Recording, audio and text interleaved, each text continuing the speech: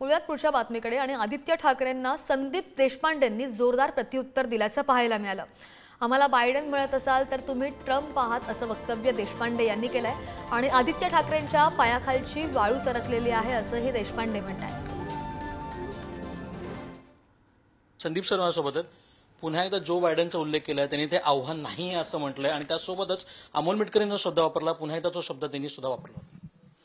मुळात असं आहे की तुम्ही काय स्वतःला डोनाल्ड ट्रम्प समजता का की तुमच्या समोर जो बायडनने उभं राहायचं? बरं, डोनाल्ड ट्रम्प कुठल्या केसमध्ये अडकलाय माहिती आहे ना, त्यामुळे जरा सांभाळून। दुसरी महत्वाची गोष्ट, एक तुम्हाला आठवत असेल एक मराठी नाटक आलेलं, झोपी गेलेला जागा झाला। मला वाटतं झोपी गेलेलाच जागा झालाय। गेल्या 5 वर्षामध्ये वरळीकरांना तुम्ही महत्वच दिलं नाही, त्यांच्याकडे बघितलंच नाही। आता काल अचानक एका दिवसात 2-2 मीटिंग, सकाळी म्हाडाला, दुपारी महानगरपालिकेला, गेल्या 5 वर्षात का नाही घेतल्या मीटिंग?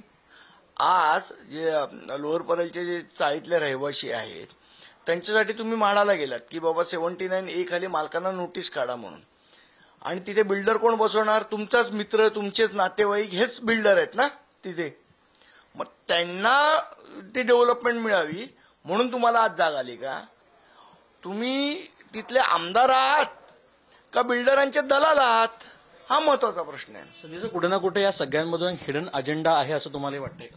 हा, आता कसं आहे, त्यांना सुचत नाहीये काय करावं, ते इथे जावं का तिथे जावं, पण ते आम्हाला फॉलो करतात, ही चांगली गोष्ट आहे। आता परवा आम्ही आंदोलन केलं लोअर परळच्या ब्रिजचं, तुम्ही होतात। काल लगेच त्याच्या संदर्भात त्यांनी बैठक लावली आयुक्तांकडे की बाबा लोअर परळच्या ब्रिजचा फुटपाथ कधी होणार, तर आम्हाला ते फॉलो करतायत, चांगली गोष्ट आहे, आम्ही त्याचं स्वागत करतो।